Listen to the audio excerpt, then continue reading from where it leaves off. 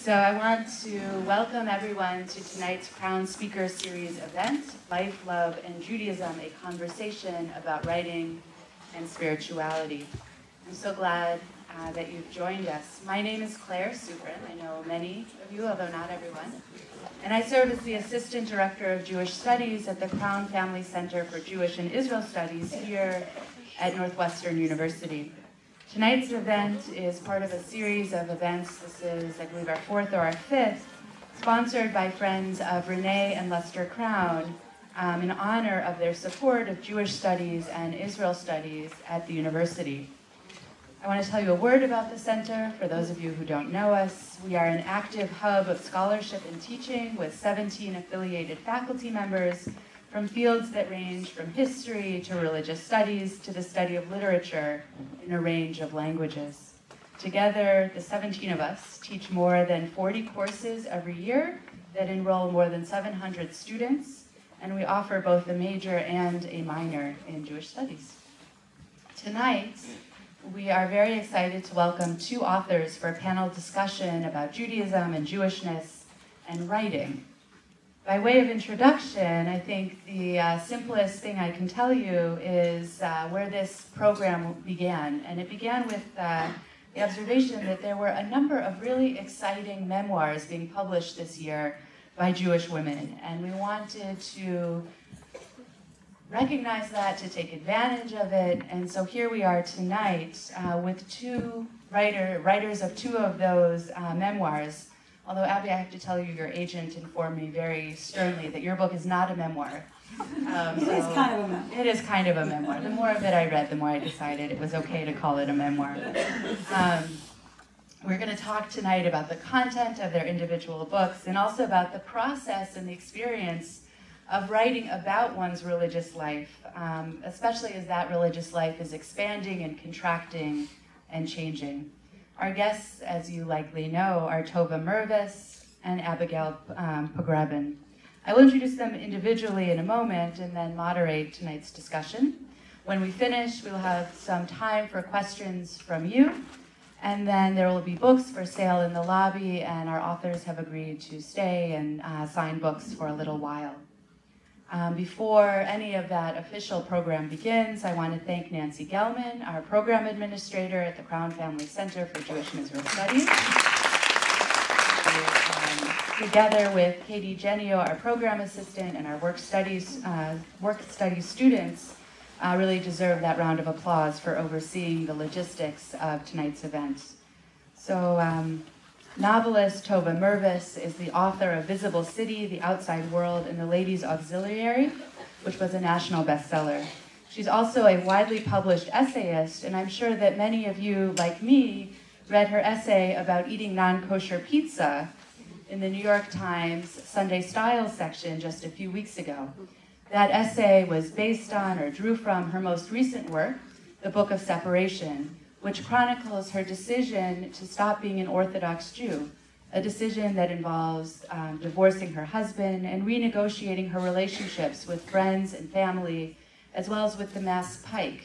For those of you who've never lived in Massachusetts, the Mass Pike is what we would call the highway.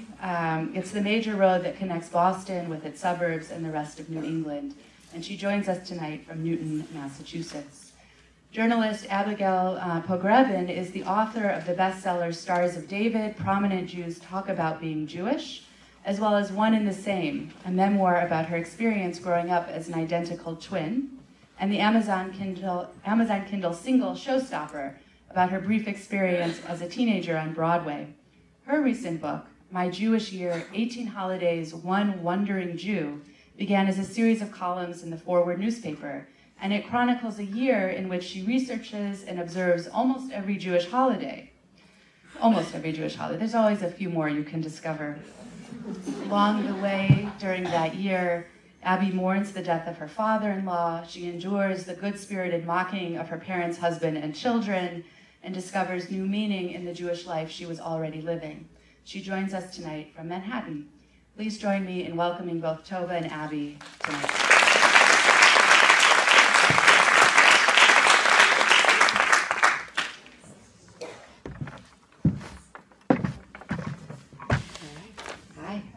I've now officially shifted roles from introducer to moderator.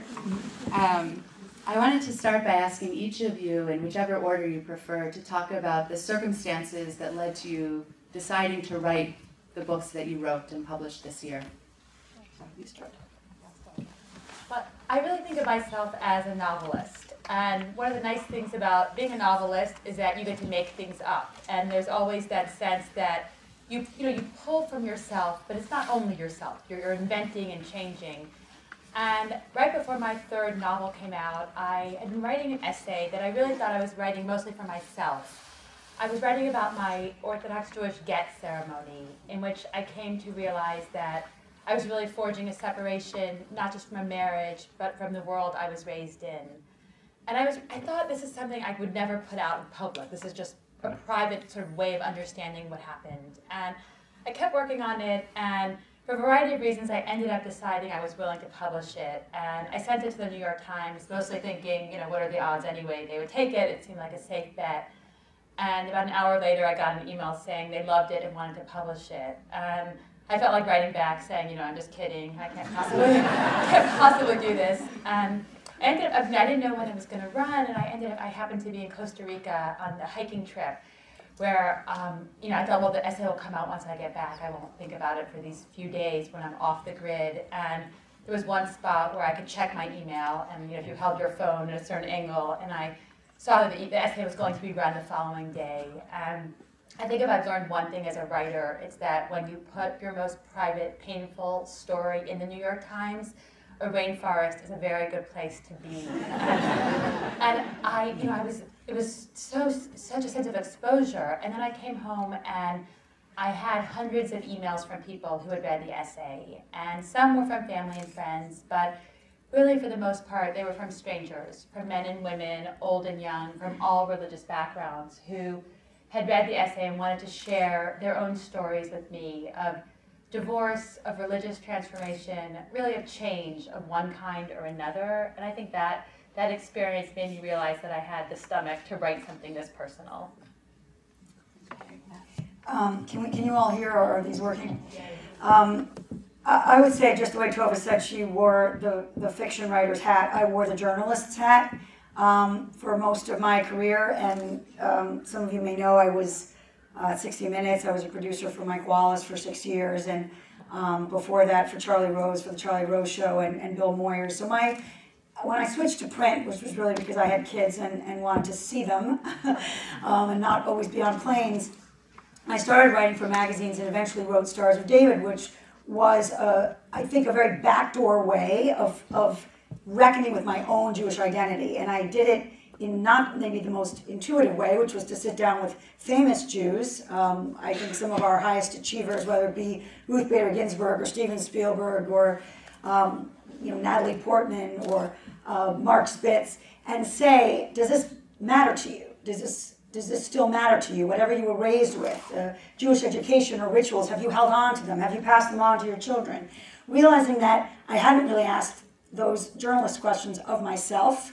And so Stars of David took me on a Jewish path I didn't expect journalistically that ended up being really the focus for me of what interested me the most and challenged me the most. And the deeper you get into kind of Jewish learning in the Jewish world, the more you realize, contrary to Tova, who grew up with all this stuff, I had sort of the tent poles of a Jewish life, but not really the infrastructure of a Jewish life, and I wanted to understand it. Both, I would say, as a Jewish journalist, but also as a Jew myself, and a mother, and a friend, and as someone who I think wanted to not just accept something that I've inherited, but unpack it in a way that I hadn't before. And for me, at least, the holidays are essentially the architecture of a Jewish life. And I think some of us who observe maybe 5 of them, we know what our Seders are like, we know what our Yom Kippur fast is like if we fast. But what is Shmini Atzeret in 2014-15 when I did this? Why should it matter? Should we fast 6 times? What does it mean to fast for a temple that no longer is animated for us? I wanted to kind of go against the Pew study, which I'm sure many of you are aware of, which said that basically Jews are abandoning religion, even though they still feel identified as Jews. I kind of wanted to flip that and say maybe that's because we haven't really explored what that tradition asks of us, not so much in a way of an Orthodox life, but frankly in not just an intellectual but an emotional one, seeing whether our calendar can speak to us in 2017. So I want to pick up on something that both of you mentioned, which is the different ways that you approached your books as a journalist, as a novelist. For those of you who've read both, one of the things you may also have noticed is that everybody in Tova's book has a made-up name. So if you don't know them personally, which I don't, you can't go and Google them or read any of their writings or find a photograph of them. Everybody in Abby's book is a real person with a real name, and you can look them up and learn more about them. I'm curious about the writing process and how you structured the book and how you think that your background with particular types of writing affected that. Either order. Well, I feel like I started as a fiction writer, and the strange thing about it was there were many times I thought, oh, if only I could change that, or wouldn't it be great if I could just fix the ending? And of course, in writing memoir, you're not allowed to do that all of a sudden, where you stick to the facts. But I was also aware, for the first time, of what it meant to really write about real people. In novels, people's opinions notwithstanding, you're not really writing about real people, or you're pulling, but that sense that these were my children, these were my parents, these were my family members. And so I was very aware, I think, in a way that I never had been in writing, of the tremendous power and responsibility of the written word. And I felt that I wanted to, on one hand, change names, just to have some semblance of privacy. Of course, anyone who knew me knew these are her kids, and these are her parents, this is where they live. But some sense that you could create a layer of protection. I also, I think in writing it, it's interesting in reading Abby's book, I was struck by how we both sort of follow the Jewish year. My book also begins on Rosh Hashanah, and it was interesting to think about how the holidays, even in a book about ostensibly leaving, still follows that cycle. The cycle is so built in and so ingrained as part of who I am. And so I thought about, structure, I think for me was really important, that question of how do you tell a personal story where, of course, if I wrote down every single thing that happened, it would be like my memoir in 5 volumes, thousands of pages. And so there's always a process of choosing what to put in and what to take out. And I guess I approached it as I do a novelist, to think about not just sort of the endless thinking and rumination that goes on inside everyone's heads, but what happened? What are the actions? How does this year sort of shape, what is the shape of it and what is the arc? And to really try to bring my novelist sensibility to it, to create a sense of characters and movement and theme and plot in that way. I would echo that and say, I think part of my background as a producer was when you do something for 60 minutes, you take a story that is very often complicated and you have to boil it down to a 12-minute segment. And one of the things when you're in the editing room is not just is this clear and am I telling a good story, but am I bored? And I'm very aware of boredom, not just as a journalist, but as a consumer of stories. And when is something actually kind of like, you're just giving me so much information that I actually want to take a nap, or is it something that you are making me think about something that makes me look at my own life? And the way I approached, I think, the research for this was, I kind of have become a rabbi groupie since Stars of David was published in 2005. You just go to all these conferences and you kind of pick out the people that are like, that person's amazing. Or I can't believe how interesting that person's take is on either Torah or that verse or that particular prayer or that particular ritual. So I hope and intended to sort of curate for the reader some of the people I think in the country who are the best teachers. So there's over 60 rabbis and scholars in the book.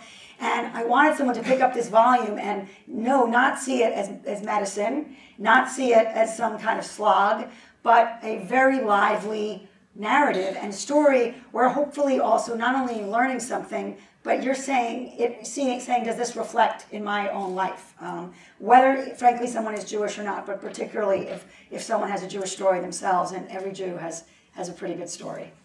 One of the choices that you make is to let a lot of these rabbis speak in their own words. In between chapters, there are pages with writing directly from some of the rabbis that you talk with. Why did you do that? Yeah, it's a good question. First of all, I have a great degree of humility in writing this, which is that I am not the expert. I am not the one who's been ordained. I'm kind of the traveler, and I wanted to give, so not only are they quoted quite a bit in the book, but I wanted to have a breath between sort of the Abby narrative to just have what I would consider kind of a gem of a drash, a small Devar Torah about each holiday, so you have a breath and a break, but you also have kind of a moment that I think is fairly magical, where it just stands alone. It was also to honor the fact that these are maybe not experts, that's too facile, but these are the people who not just live and teach us every day, but I think the task of our rabbis and scholars is to take an ancient thing and reanimate it over and over again. And I wanted to honor that by giving them kind of single moments to do that without my voice at all. Did anyone say no? No, no one said no, which is a very big thing for Jews. Because I would say when I was doing Stars with David, I had a lot of celebrities say no. And actually, they're not a lot, and I remember every one of them took every rejection personally, which is very Jewish. So I lost, Barbara Streisand. Everyone's like, how could you write a book without Barbara Streisand? I just want to wear on a t-shirt, Barbara Streisand said no. She's not in my book. And I didn't get Seinfeld either. But so that's my Jewish failure. For this, pretty much across denominational spectrum, from the most ultra-Orthodox to, renewal Judaism, people said yes. And I think that really speaks volumes. We were not in the territory which could fracture us like Middle East policy. These were people who were saying, Abby, I know you're kind of late to the party, relatively, but pull up a chair. Let's talk. Let's talk about this. Thank you. And Tova, I have to tell you, when you were talking about structuring the memoir, one of my favorite moments in the book is you talk about the diamond falling out of your engagement ring. And you comment, if I were writing a novel and I used this as a technique to symbolize what was happening with my marriage, I would write too obvious. Did it really happen? It did. I mean, I would never make up something like that because it seems like such an obvious thing to lie about it. Right as my marriage was coming apart, I looked down at my engagement ring and the diamond was missing. And in a novel, if someone had written that detail, I would have been like, oh, come on, like, what's symbolism? Oh, I wonder what this is supposed to stand for. And the strangest about writing from life is that life sometimes hands us these moments that are harder to believe and yet perfect in a certain way that do symbolize that. And I thought a lot about those moments. What are those moments that mean something at the time they happen and then later in reflecting on them. But every time I think about someone reading that, I always think, oh, they're going to think I'm lying. But I'm not. I'm really not. I knew you weren't lying when you said that your daughter picked it up and said, oh, Mommy, is this the bead you're looking for? I think she wanted to keep it. Fair enough. And that also, the whole comment on engagement rings and all of that. We'll keep that for another conversation. But speaking of children, one of the things I enjoyed so much in both books was the presence of your families and multiple generations. We met siblings, we also met parents and children.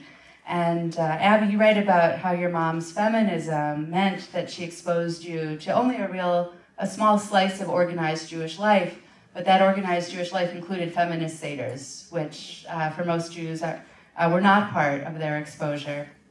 You also write about the Jewish experiences you've been able to give your children and the realization that they might be too old to be exposed in the way that young children can be exposed to so much more. Tova, my mom is sitting in the audience, but when your mom keeps worrying that if you don't keep Shabbat but your husband does, it will be confusing for the children, I heard that in my own mother's voice, things that are confusing for children. And yet, in your portrayal of your own children, there's such compassion for the way you see them negotiating between your home and their father's home. So I was hoping each of you could talk a little bit more about what your journey has been like for you as a member of a family and all of those relationships. For some, I'm just going to hold this because my voice is sort of... My mom, some of you may know, is a co-founder of Ms. Magazine with Gloria Steinem, started in 1973, I think. So, and she was a very observant Jew growing up in Queens, the shtetl of Queens, and left observant Jewish life when she was 15 because she had a very painful experience. Her mother died of cancer when my mother was 15. And despite all of my mother's education and facility, frankly, with liturgy, she was prohibited from saying mourner's Kaddish. because she was female, solely because she was a girl. And so the fact that they went literally out to get a 10th man was so painful for her that she turned her back on organized kind of formal religion, although we always went to the high holidays somewhere, and we had 2 seders. And she came back to it very strongly through an egalitarian lens, but also more traditional than people realize. But in the middle of all this, she co-created this feminist Seder, which has lived on and had many iterations since. But it was groundbreaking at the time.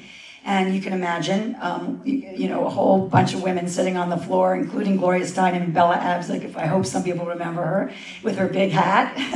And they took the Haggadah and basically brought women back to the story. There are so many women in the Exodus story, whether it's Shiphrah and Puah or Miriam, and honored them, but also acknowledged kind of modern plagues and things that were kind of a little crunchy at the time, but now I think many people have found. But in doing this book, I wanted to make sure that even though I was raised with this feminist lens, I was also very open to every iteration of Judaism, and some obviously very traditional, where there's a mechitza and women are separate. And that was a struggle. I'm honest about the times where I came up against some discomfort there. But it's important for me to both honor and feel very obviously enriched by my mother's own journey, but also finding my own and approaching this book without prejudice as much as I could. For my own kids, and I have a son at Northwestern, yay, very proud of that, but he wasn't there when I began this. They've been raised with someone who is kind of in their mode of discovery, and sometimes that can be annoying for teenagers. I am lucky enough that I have 2 kids who are kind of, rooting for me and also seeing what I was bringing home, which hopefully is reflected in the book, which is that I am evangelical about the fact that I think a lot of Jewish learning has been deadened. And, when I was doing Stars of David, so many of these famous people said they were traumatized by Hebrew school. And I thought, something has, we can't blame, a generation of people who were turned off by this, but something went wrong in the sense that a lot of people were either bored by it or felt like it was this dusty thing on a shelf that didn't speak to them. And I have found that there is resonance and relevance that I hope that I'm passing on to my kids, but I need them to be part of it. It's not just my coming home and teaching them things. So that's hopefully reflected in the book as well. And my husband, who is from Evanston, I know I have a lot of Chicago roots, despite being a New Yorker, was kind of like, did my wife, become a shugana, but is extremely, I think, grateful for the fact that we have found something together that we didn't know when we were married. I think so much about that question of how we become and what that does to the people around us. And I think if you leave something or become part of something before you have children, if I had left the Orthodox Jewish world in my early 20s before I had children, it would have been complicated, but not as complicated. And part of being a parent is that we take our children along with us on our journeys, in whichever direction, even as we acknowledge they have their own journeys. And in writing this book, one of the things I thought a lot about was, and in living, of course, the book, thought a lot about was, how does my change affect my children, my parents, and how do you both leave something, as much as it's a book of separation, I think it's also a book of staying, and how do we remain connected to those who view things differently? How do we still place that sense of family and love at the forefront and not let it be torn apart by differing ideologies? So when I think about my children, I think about being a young mother with 3 young children, where I thought the hardest part was sort of holding on, was figuring out how to manage sort of the chaos of life with small children. And now, as a parent of an 18-year-old, I realized that wasn't the hard part at all. The hardest part is letting go. It's the opposite. It's wrestling with the fact that our children are their own people, and we teach them, and we instill things in them, and we shape them, and we have hopes for them, and we have a vision for them, but ultimately they become themselves.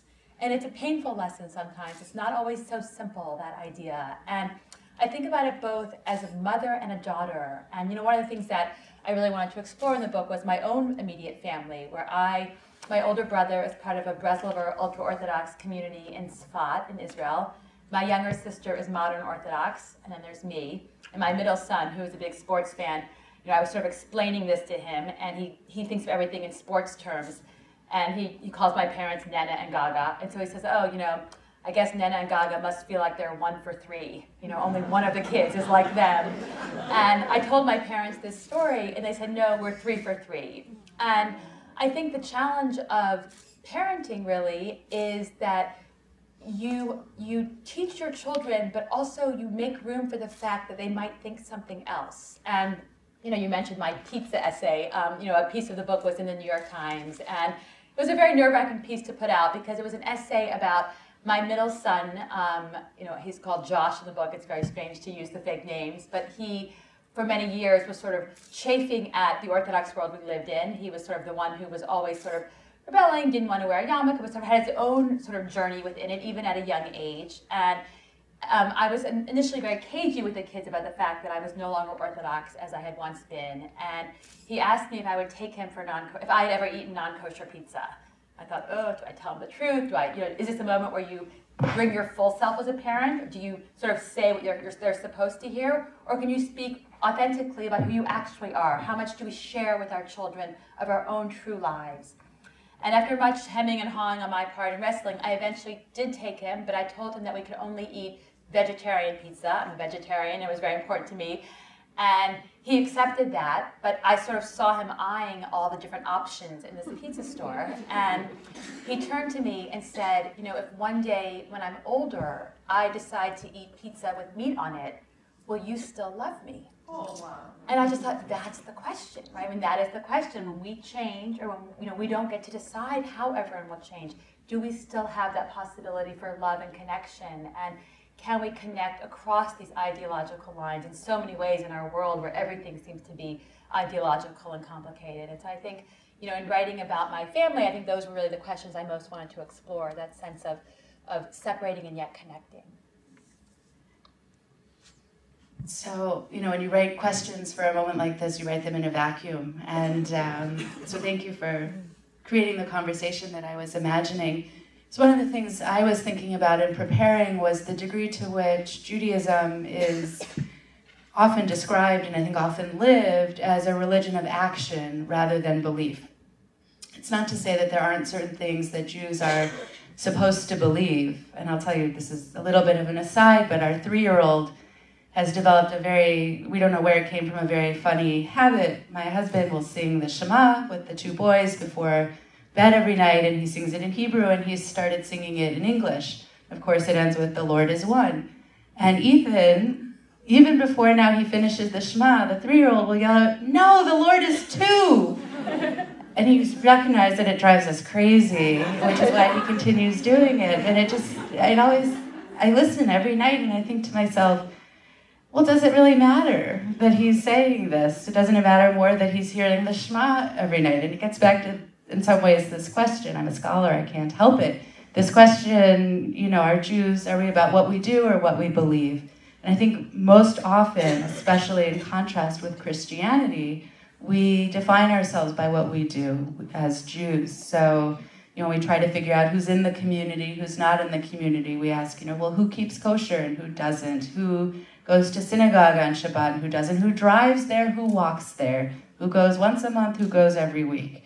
Who sends their kids to religious school? Who sends their kids to day school? Who hires a private tutor for their children to have one-on-one instruction in addition to religious school, in place of, you know, it goes on, and we have all these ways of watching what we do, what others do, and we rarely stop to ask exactly who believes what.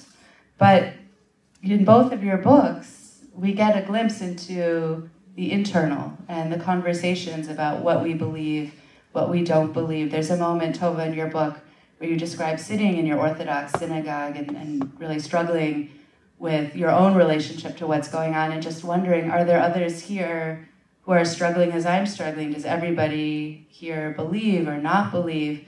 And it's coupled, of course, with this description of your hat being too tight. And so the physical experience of Judaism is tied in there as well. And Abby, in your book, there are these, in some ways, very short passages from time to time where you talk about praying and how deeply you mean your prayers and you intend them, but also at the same time you question them. Am I asking for too much? Could we have good health and all of these other things all at the same time? And I'm curious both about what it was like to write in that deeply personal way, and then also what is it like to know people have read those internal thoughts, which we so infrequently actually talk about in real life. So it's a two-part question, and it's a difficult one probably. I'll let you answer it in the way you want.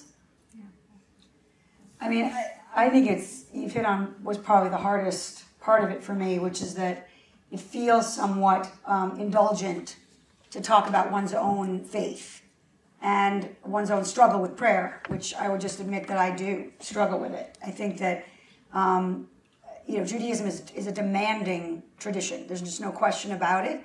And people have found their own ways. I'm sure everyone in this room could describe whatever faith you are, whether you've chosen it, rejected it, or charted a path. But when it comes to liturgy, prayer, and what these words are on a page that obviously were written a long time ago, I personally am someone where if I don't understand it, or if it's somehow not intellectually making sense to me, then it's very hard spiritually for it to open something for me.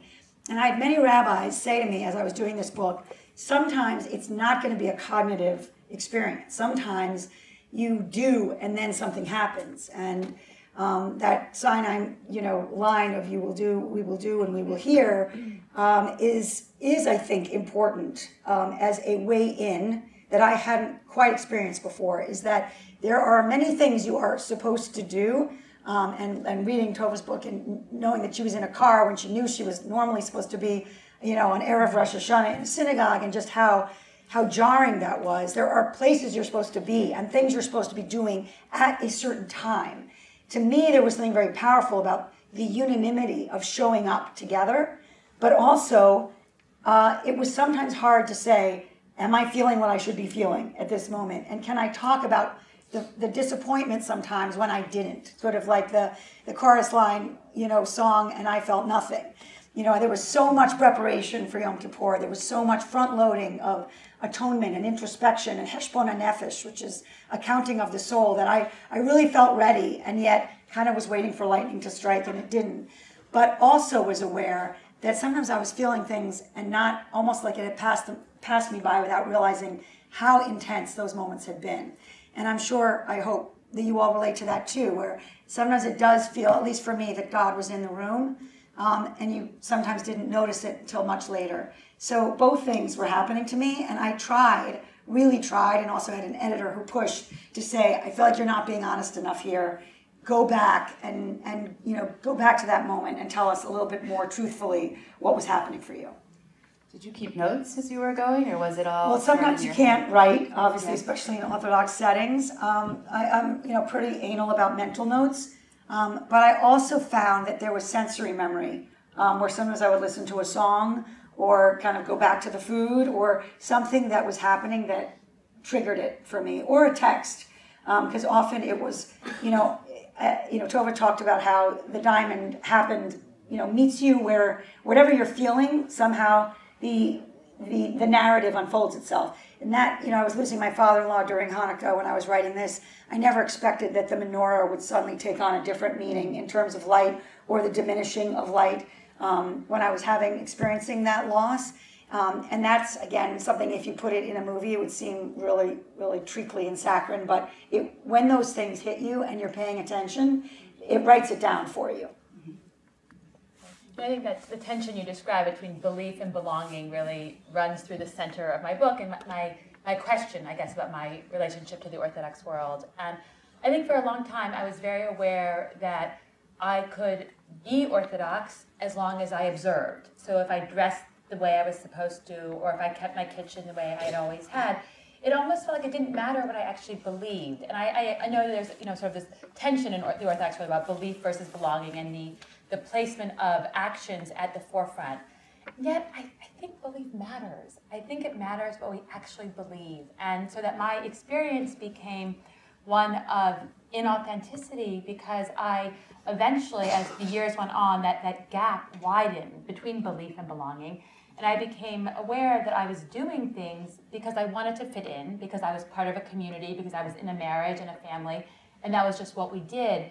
But was aware that the underpinning, that sense of foundational belief was very weak.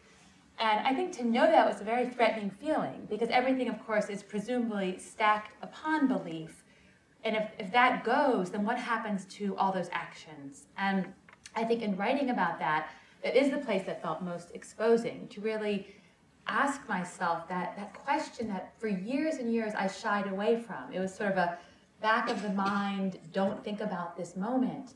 But I can be observing, in the book I wrote, one of the things I wrote was at the mikvah, where the ritual bath, where everything is about observance, about minute rules that are not just a kitchen counter or not just observing a holiday, but are written on the most intimate parts of your body. And that question there of saying, but do I believe? Do I believe in it? And I think the book really charts that willingness to engage with that question and to answer what happens when the answer was not what I thought it would be, what I once imagined it would be.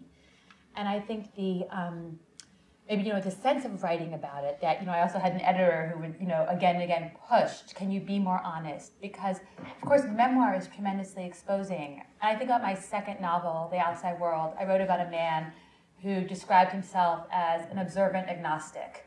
And he described standing in Shoal, feeling that he is the only one who feels this way, because it's certainly in a room where there's a presumption of something, a presumption of belief, or a sameness of practice, to feel quietly, I don't believe this, and everyone around me presumably does. I think that has to be one of the most lonely feelings there are. And it was one thing to write about it in fiction.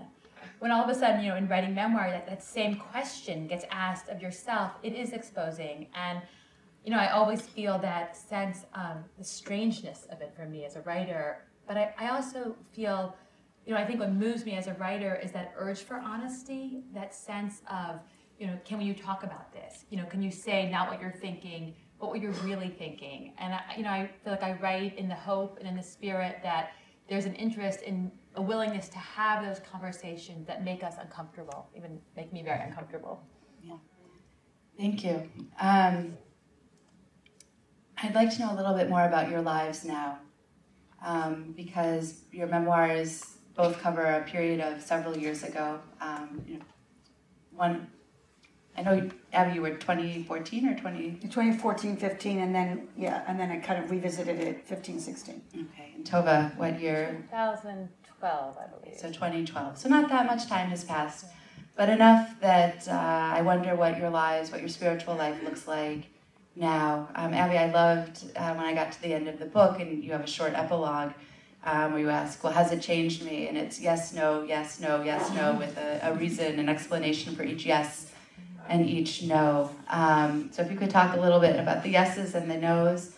And Tova, one of the interesting things in your memoir, and some of my friends who also read it have remarked on this to me, is that I think for some readers there's an expectation that if you leave Orthodoxy, you'll go to a more liberal form of Judaism, and at least within the book, that doesn't seem to be what you want. It seems very black and white. And so I'm curious if you would say that you have a Jewish community right now, or what your spiritual life looks like. So. Well, it's interesting, the idea of, life continues after the memoir and what happens in those ensuing years. And, I think the idea of writing a book about leaving, I think there's a state of unbecoming that I always feel like when you write about leaving something, that you have to sort of honor that you don't go from one thing to the next. Soon after I started telling people that I was no longer part of the Orthodox community, someone said, well, are you conservative? Are you Reform? What are you? And I was like, what does that even mean to decide I'm going to uncheck that box and check this box instead?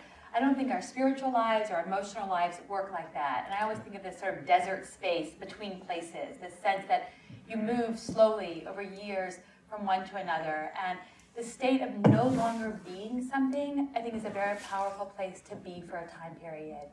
And it's interesting you say that. One of the things I think a lot about there's several books about leaving ultra-Orthodoxy, where the journey charted is sort of a wider journey. It's from being part of a community that is fully insular to leaving it entirely. And I don't feel like that's what my book charts really. When I was writing it, I was sort of piecing out the chapters and the sections, and part 3, which is supposedly the oh, she's left, the first line of it is my daughter wanting to make hamantashen.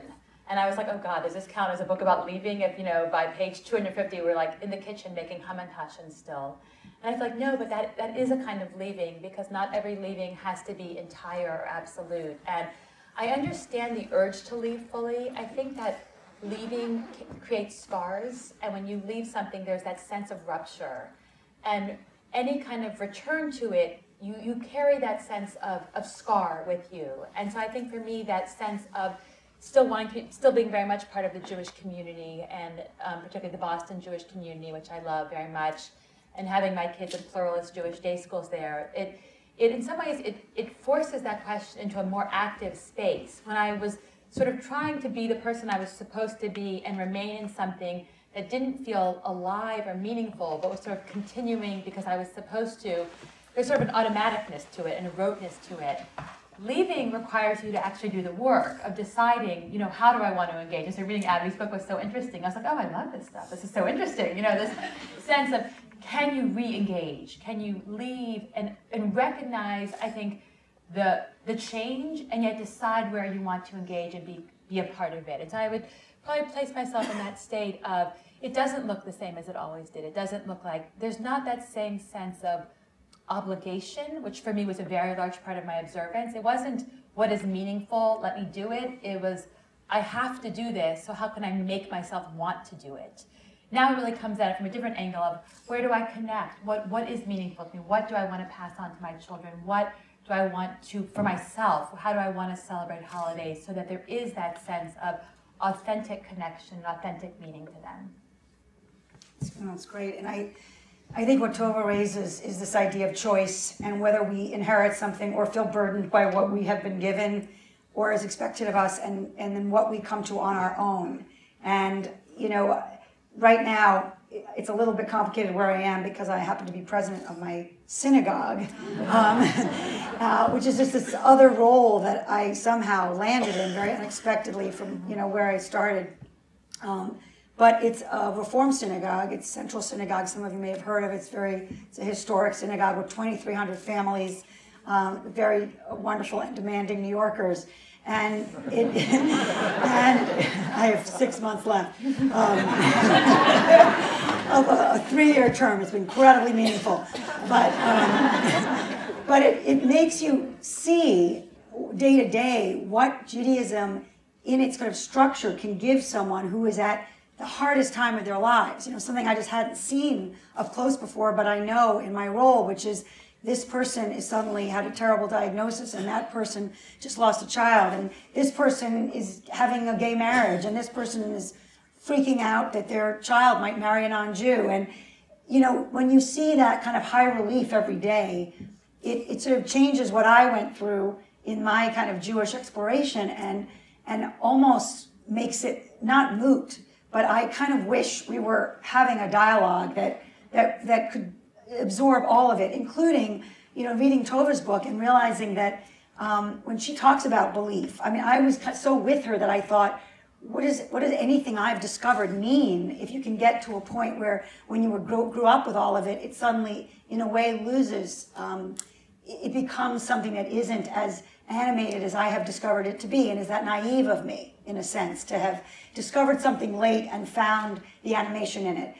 So struggling with those things and trying to be honest as I could in the epilogue, which I hope you will be intrigued enough to pick up, is that I don't want to say, and it's a perfect ending with a bow on it, and I've become this kind of Jew, because I didn't really call myself a strong Reform Jew until I found Central Synagogue and fell in love with it, and now I'm the president, so I wear this, like I am from the Reform movement, but for me, the silos and the labels are actually not helpful, particularly, and not really accurate, because I bet each person in this room, has parsed their Judaism or their religion very differently. And so I guess I'm saying I live in the complexity, and it's part, for me, of what makes it so interesting. It's what I fell in love with. I fell in love with a conversation that is thousands of years old, that I do think has endured because it's complex, because it's not simple, because you have people like Tova still wrestling with it, and sometimes, yes, leaving it, but also not abandoning it. And the honesty around that, to me, is sometimes what's missing, and it's where I continue to live. Okay, so I want to Thank you both. And I'd like to open up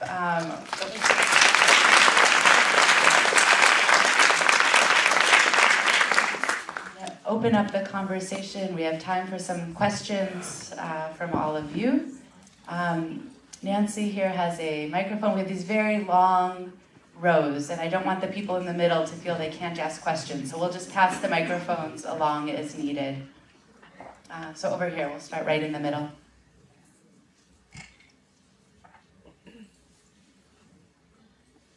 Thank you both.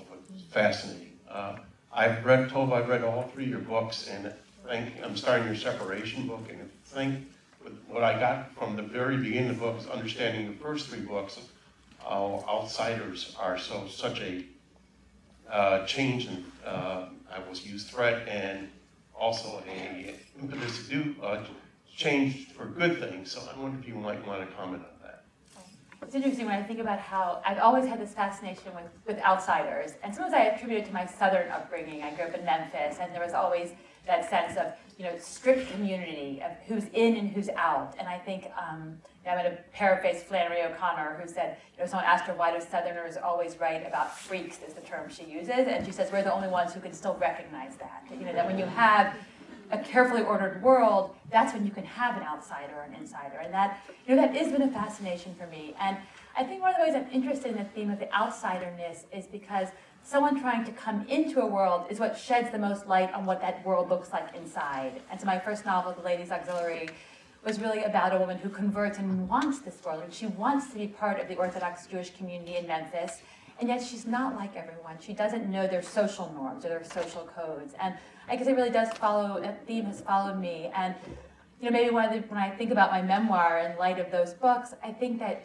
outsiderness is not just a biographical state where we can identify the person who's outside, but a lot of times it's an emotional internal state as well, where even those who we might look at as the insiders, even those who ostensibly, outwardly belong, feel privately that they don't. Maybe that was my experience, the sense of, you would never know. With my hat on, I would hide underneath it. You wouldn't know. But we privately feel ourselves, I think, sometimes to have those questions of, do we actually fit in? Thank you.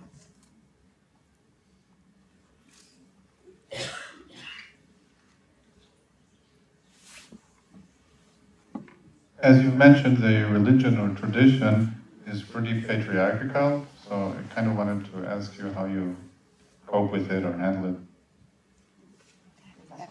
Why don't you take Yeah, I'll start. I think for me, I wanted to, again, walk into an Orthodox space and not judge the mechitza, the divider. But I also don't think we can be naive about the fact that has affected people's experience, women's experience of worship, sometimes men's experience of worship. And at the same time, I went to an Orthodox synagogue where they have worked very hard to kind of minimize the separation, Hebrew Institute of Riverdale, where the bima is in the middle and the mechitza is low and they're equal sides. And then went to Carlebach Shul in New York, which is this famous shul, known for its amazing music, but literally the men were having like this ecstatic experience on one side, joyful and, like this incredible festival going on, and the women were at a funeral. I mean, that's what it felt like. It was, and we were in the same space and separated by 2 inches. And I can't lie and say that was easy for me. I kind of wanted to be over there. And I had entered with a friend whom I couldn't sit with. So I think just, obviously I'm not saying anything that hasn't been wrestled with, but I sometimes think we are still missing the honesty of the conversation of what it means for someone to walk into a space where it is actually not an equal worship experience. I think you end up in a lot of spaces in the book where you are new and you're not familiar, and you experience that newness in different ways, and it comes through differently in the Carlebach scene than in the others. So thank you. I have a question related to the Hebrew school phenomenon that you talked about. I hear many people talk about their upbringing in Hebrew school and what a turnoff it was, and trying to get them back, and whether they went from conservative to reform to try that, and then their offspring and how they experienced it as a continuing challenge for families. Yeah, and obviously, I don't want to speak for Central, which I think is, doing it fairly well. I think the challenge, at least what I have seen, and I've obviously been a parent as well as a writer through this, is that the default is sometimes to dumb it down to keep the kids interested, which I think is actually the complete wrong direction. That I think if you take something like the, Akedah, which is the, sacrificing of Isaac, okay, maybe a 6-year-old could be traumatized by that story, but fairly, a 10-year-old can engage that story, and in a way that I think is done sometimes so simplistically that it's not that interesting. So my feeling, or my soapbox is, if you take something like the Seder, which I write about in the book, it shouldn't just be the 4 questions where the kids kind of sit up and say, it's my turn. They should be involved through that entire service, the reading of the Haggadah in every way. It's the mitzvah is to keep the kids interested, and that's not bells and whistles and just asking why is there an egg or a karpas on the plate. It's got to be more than that, and I think it can be. And I don't think that actually takes as much ingenuity as I find some people are constantly saying to me, well, what do you do with your kids that makes them pay attention and not just want to get to the matzo ball soup? I have a lot of those things in the book, and they're not gimmicks. It's going to what the text offers, and I think sometimes we miss that. I also just think it's been so frontal, learning, and that kids often, especially now, that's not how they're learning anymore.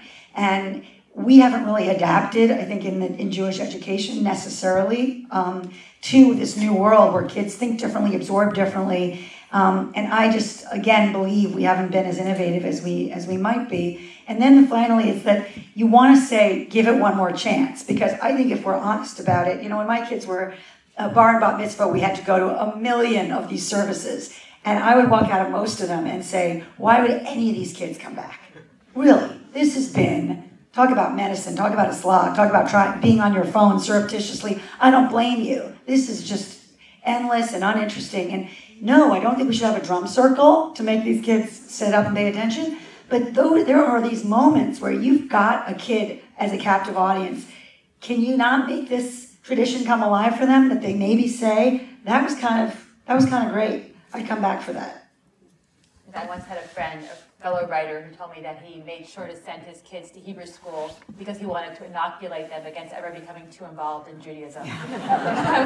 What a statement that is. But I agree with what you're saying, but I just wanted to add that also, I think the question of genuine engagement on the part of parents or teachers, that sense that kids, I think, learn from what we are passionate about or what we genuinely care about, and I think are very sensitive to where something is being compelled of them or required of them or being told what you must think about something, as opposed to having that open-ended sense of question. And I think about my own children, where they're most engaged is where they are not being told this is who you must be, what you must think, but that question is being asked. Who are you? What do you think? Where can you find points of engagement? And where we're open to all answers, not just to the answer we wish to hear about engagement, but to lots of possibilities of how they're experiencing it as well. I would just add to that, I interviewed Jason Alexander for my first book from Seinfeld, and yes, I did not get Seinfeld, but I got Jason. And he said his parents used to insist he go to Hebrew school against his will because, this was a quote, there are people in this world who would kill you just because you're a Jew, and you have to know what you're dying for. So that kind of tells you. I have to stop laughing. Other questions?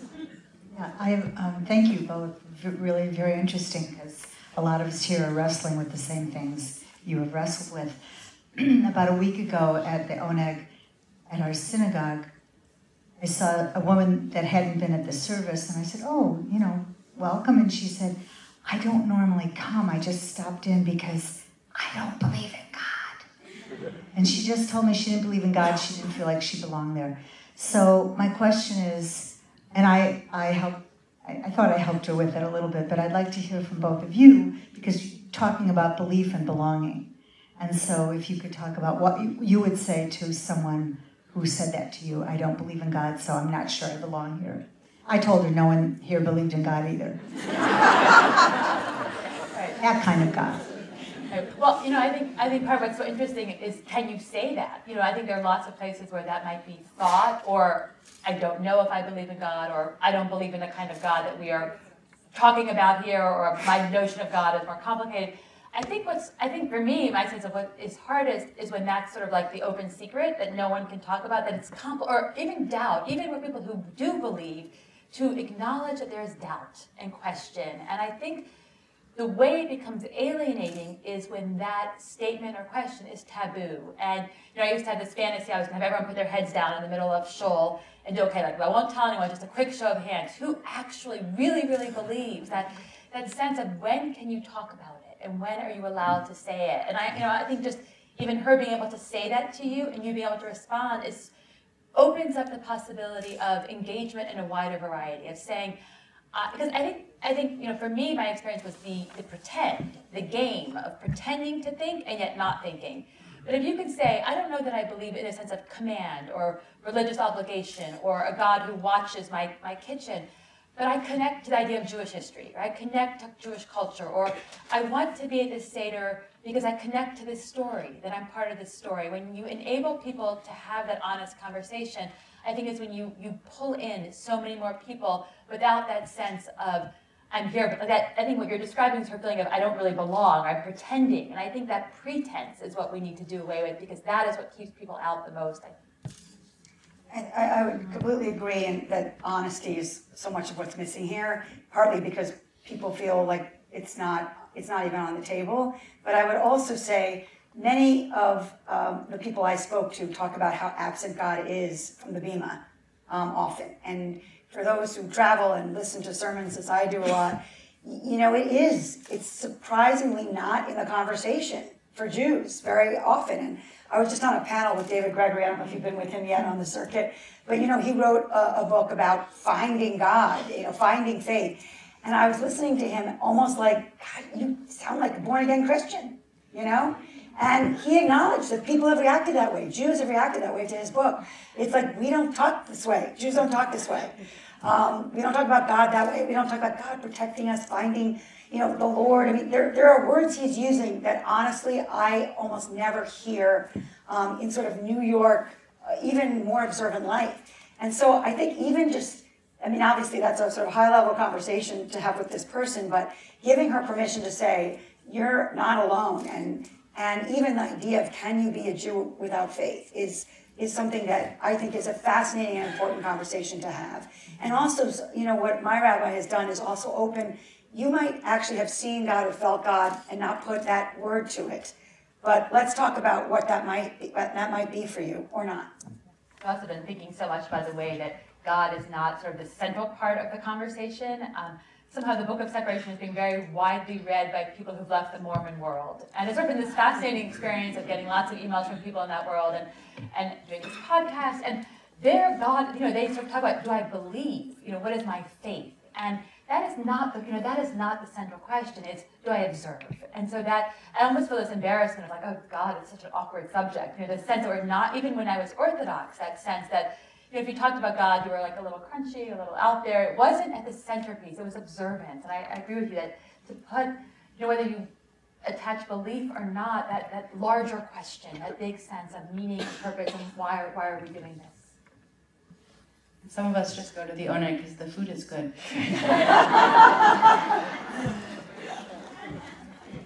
Oh, thank you for a great talk. As I was listening to this issue of separation, I was thinking of what I heard from the late Elie Wiesel, that the essence of a community is to be able to particularize universal themes. So those themes of separation, which you were talking about, and alternative growth, were the very themes I noticed when I was at the opera last couple nights ago watching Wagner's Die Walküre, where you have this separation between Brunhild and Wotan in terms of a different growth pattern that God saw for his Valkyrie daughter. But this is the same theme from Wagner that you're talking about in the Jewish tradition too. So I just wondered what comment you might have about the Wagnerian overtones in your conversation. I'm happy to have that added into my way of thinking of it. Well, you know, I think with memoir, you know, on one hand, it's this deeply personal story. It's I did this, and then I thought this, and this. But in order for it to be interesting, of course, it has to go after the universal themes. And I thought in so many ways about the idea of separation. The title of the book, I'm usually terrible with titles. I come up with them way late in the game. But once, very early on, I learned that the biblical term for a get, the Jewish divorce document, is sefer kritut, a book of rending or tearing, or loosely translated, I translate as a book of separation. And that sense that we are always making separations. We are, in my case, it might be a separation from this particular world, but I think living is the process of crafting separation from earlier parts of ourselves, from communal notions of who we're supposed to be, of even the think about the primary family relationship, separating from parental roles, from child roles towards being a parent, towards separating. And I think when I was writing the book, I just kept coming back into that word for me. I think about any word that sort of pushed me through the book, it was this idea of separating.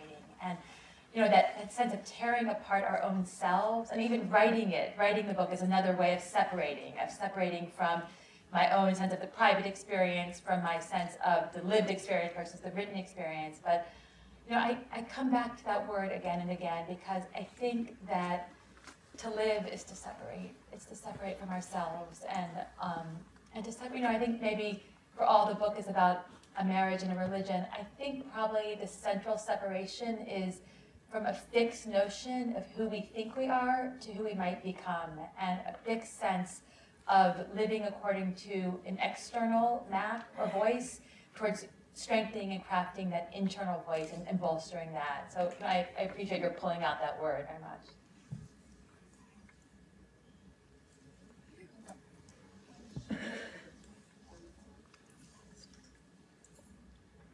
I have a sort of a thought. It's not like in complete formation, but I think there's this idea in Judaism where there are all these rules, more than the 613. I mean, there are many, many more rules and norms.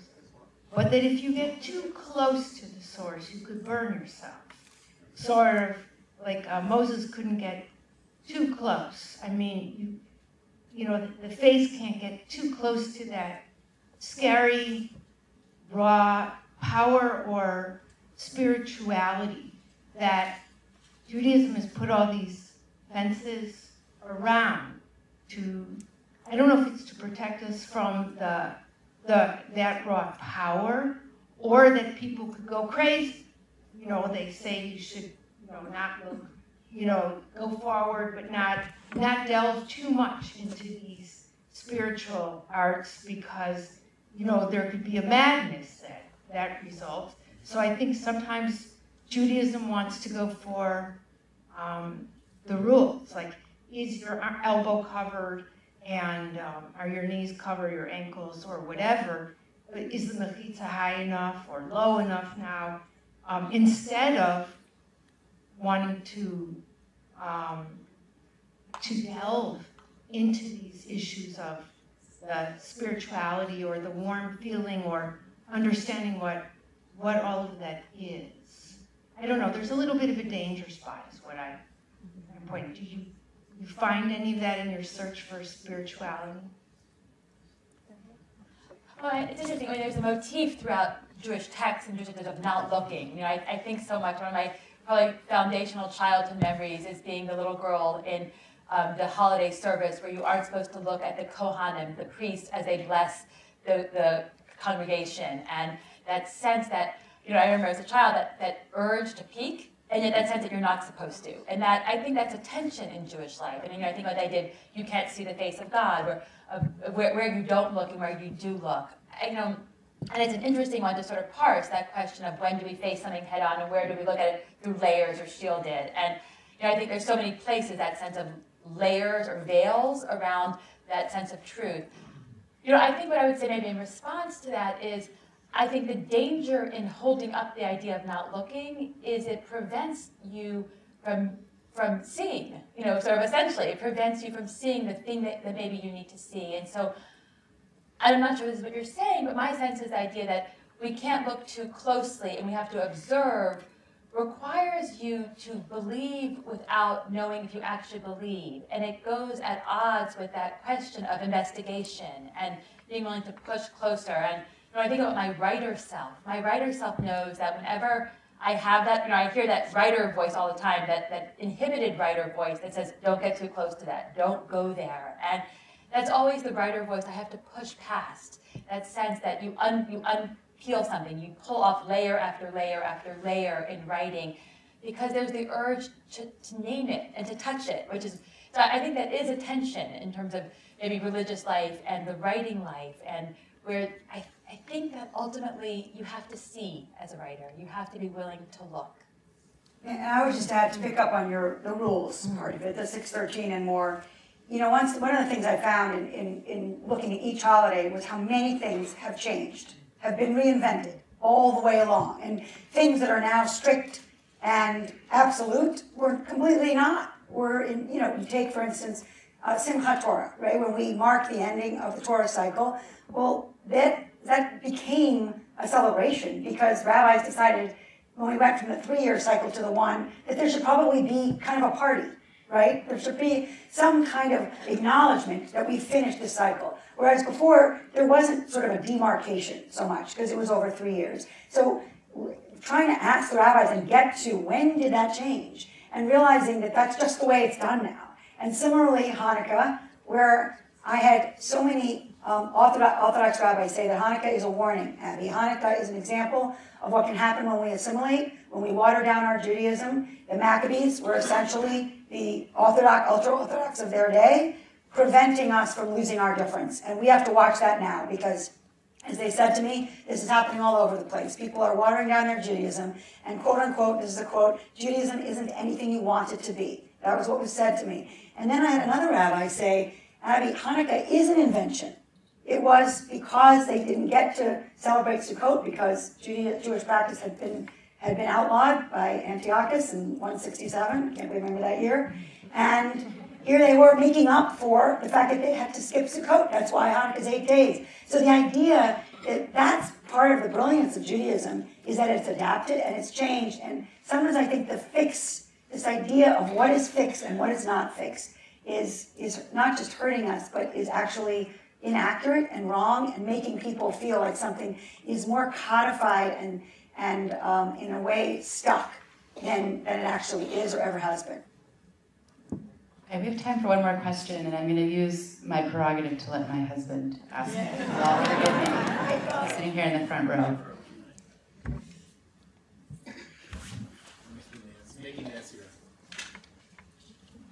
Hi, thank you so much. So I'm Claire's husband. I'm the director of the Hillel here at Northwestern. And one other quick note as a side, the woman who asked about at the Oneg, so we have a 3-year-old who is trying to figure out if God is 1 or 2. So I wish the woman at the Oneg who doesn't believe, the two of them could get together, maybe help him figure things out.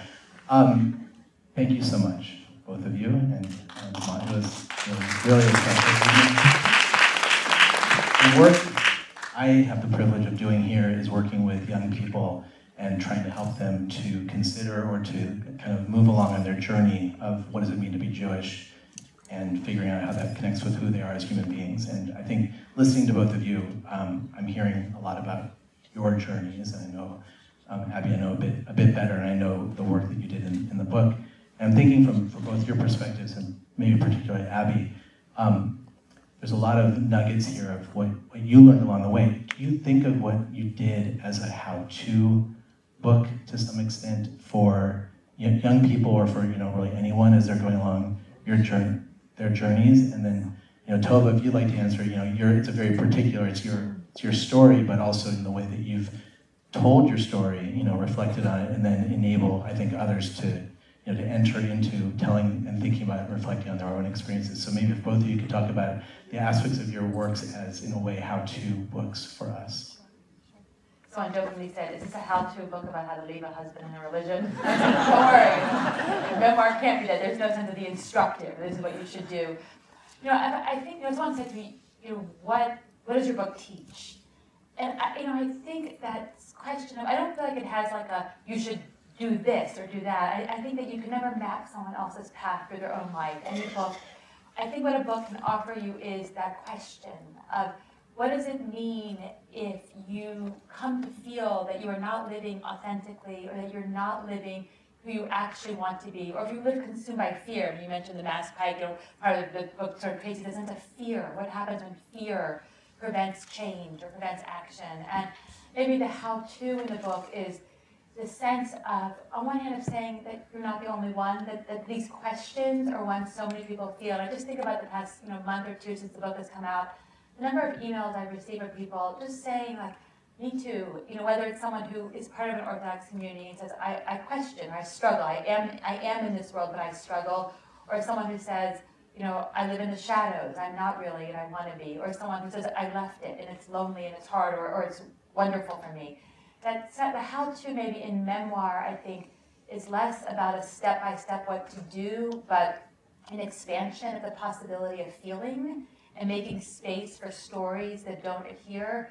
I often feel a frustration when people say, why would you tell this story publicly? This is the kind of thing we should tuck away, like, oh, I'm so sorry, But I feel that there's this sanctioned version, right, of how it's supposed to look. And part of writing memoir, I think really the endeavor of first-person writing and personal essays and memoir is to complicate that official version and to say that each of our lives are so much more complicated and that it doesn't look like that vision. And I think memoir, if anything, offers that space to say, this is my own story inside your story, they overlap, and that they don't have to adhere to the version that maybe other people want to present as the public version of it. I would say first that Michael, I have to, full disclosure, is in my book. A wonderful interview in the Yom HaZikaron chapter, which I'm very grateful for, and is really an indelible story. And he's also responsible for my son's Judaism now, so I hope that, right, as the director of Hillel. I think that one of the things we don't call out is the anxiety of ignorance that many young people feel and even adults feel about, that ship has sailed, I didn't get this, or it didn't interest me, or I didn't grow up with it, and it's kind of like, it's too much to take on. And I hope that this book maybe makes someone rethink that decision and say, let me open this back up a little bit and just see if there might be something here that's rich, that speaks to me, that matters, because I do think we have to be honest about the fact that for all the anxiety about Jewish continuity, if this stuff doesn't speak to you in whatever way, people are not going to continue it. Can't just be obligation. It can't just be inheritance, and it can't just be guilt. I really believe that. There has to be some discovery that makes someone choose it for themselves. And I hope this book doesn't overwhelm, but instead says, something you thought you had decided, or you thought your Judaism is baked, maybe just open this up a little bit. And also see how many voices there are that open this up for us. This is just, Abby, I am your kind of your ambassador, taking you through an amazing, I think, laboratory that I was lucky enough to create for myself with all of these teachers. And I was an honest traveler, but everyone is. And sometimes I think people, either they don't love their rabbi, or I'm sure they love their Hillel director, but if they haven't been inspired, they leave the whole thing. And I would just say, maybe they leave room to be inspired. Thank you. Thank you. Both authors will be out in the hall. There are books for sale, and